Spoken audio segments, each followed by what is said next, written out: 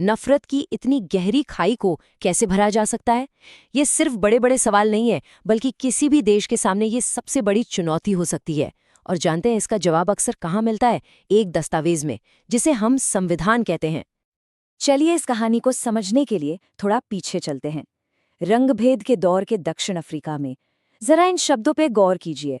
ये सिर्फ एक बोर्ड पर लिखी चेतावनी नहीं है, ये उस पूरी व्यवस्था, उस पूरी सोच का प्रतीक है जो नफरत की बुनियाद पर खड़ी थी। इससे ये साफ पता चलता है कि दाव पर क्या लगा था और बदलाव की जरूरत आखिर इतनी ज्यादा क्यों थी। लेकिन कहते हैं ना, जहां अंधेरा होता है वहीं रोशनी की उम्मीद भी होती है। उसी नफरत और जुल्म के बीच से एक आवाज उठी। नेल्सन मंडेला का ये सपना उस क्रूरता का सीधा जवाब था। ये लड़ाई सिर्फ आज़ादी के लिए नहीं थी, ये एक बेहतर और ज्यादा इंसानी दुनिया बनाने का एक पक्का इरादा था। तो आज हम इसी सफर को समझने वाले हैं। हम दक्षिण अफ्रीका की कहानी से शुरुआत करेंगे, ये जानने के लिए कि किसी भी देश के लिए संविधान इतना जरूरी क्यों होता है। हम देखेंगे कि कैसे एक टूटा हुआ, बटा हुआ राष्ट्र एक नया वादा करता है, और फिर हम देखेंगे कि भारत ने अपना रास्ता कैसे बनाया। तो चलिए सबसे पहले ये समझते हैं कि दक्षिण अफ्रीका में हालात क्या थे, वो किस तरह से बटा हुआ था, रंग भेद की असलियत क्या थी। रंग भेद, जिसे अंग्रेजी में अपार्थाइड कहते हैं, ये नस्लीय भेदभाव पर आधारित एक सरकारी सिस्टम था।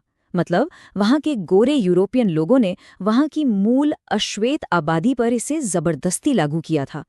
ये सिर्फ कोई नीति नहीं थी, ये लोगों को उनकी चमड़ी के रंग के आधार पर बांटने का एक बहुत ही क्रूर तरीका था।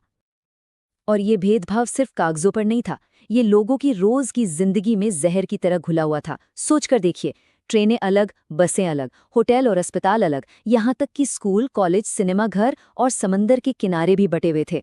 अश्वेत लोगों को अपने ही देश में वोट डालने का हक तक नहीं था। ये एक सोची समझी कोशिश थी उन्हें अपने ही घर में बेगाना महसूस कराने की। लेकिन इतिहास गवाह है, जुल्म की उम्र ज्यादा लंबी नहीं होती।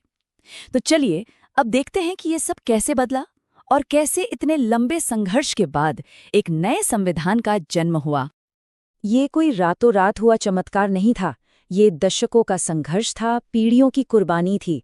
1964 में नेल्सन मंडेला को जेल हुई और पूरे 28 साल, सोचिए 28 साल की लंबी कैद के बाद वो 1990 में बाहर आए और आखिरकार 1994 में दक्षिण अफ्रीका एक लोकतांत्रिक देश बना। ये सब्र और बलिदान की एक अविश्वसनीय कहानी है।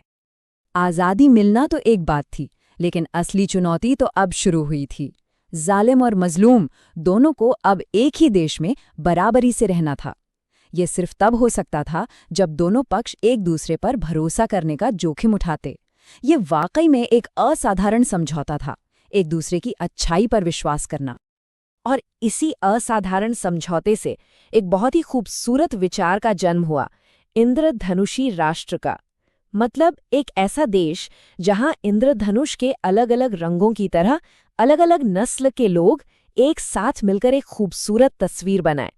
ये बराबरी पर टिके एक नए समाज का वादा था।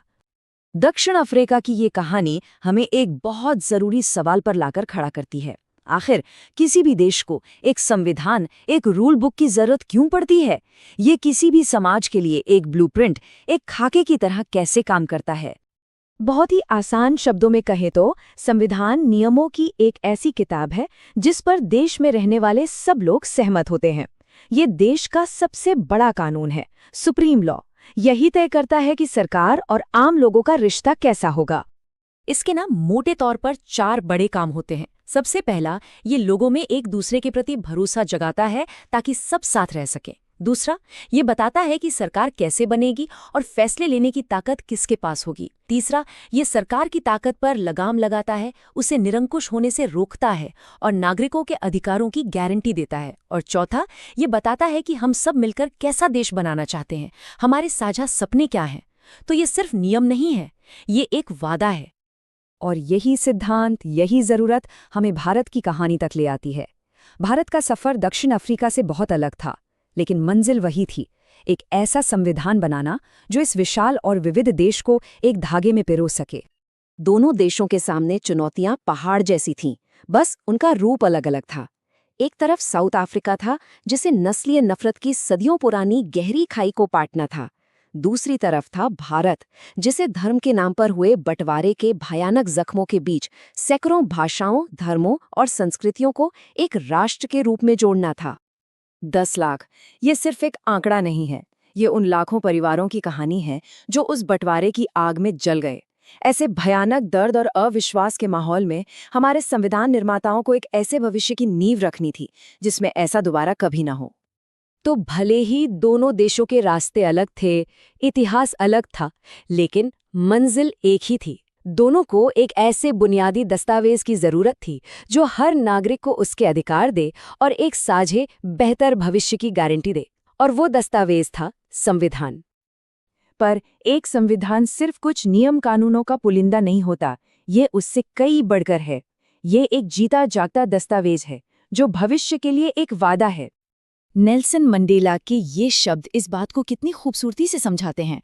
संविधान एक पवित्र समझौता है, एक वादा है कि हम अपने बुरे अतीत को कभी नहीं दोहराएंगे। लेकिन ये सिर्फ इतना ही नहीं है, ये इस बात का भी ऐलान है कि ये देश सही मायनों में यहाँ रहने वाले हर एक इंसान का है। तो आखिर में सवाल यही बचता है कि एक संविधान किसी भी देश का खुद से किया गया एक वादा होता है।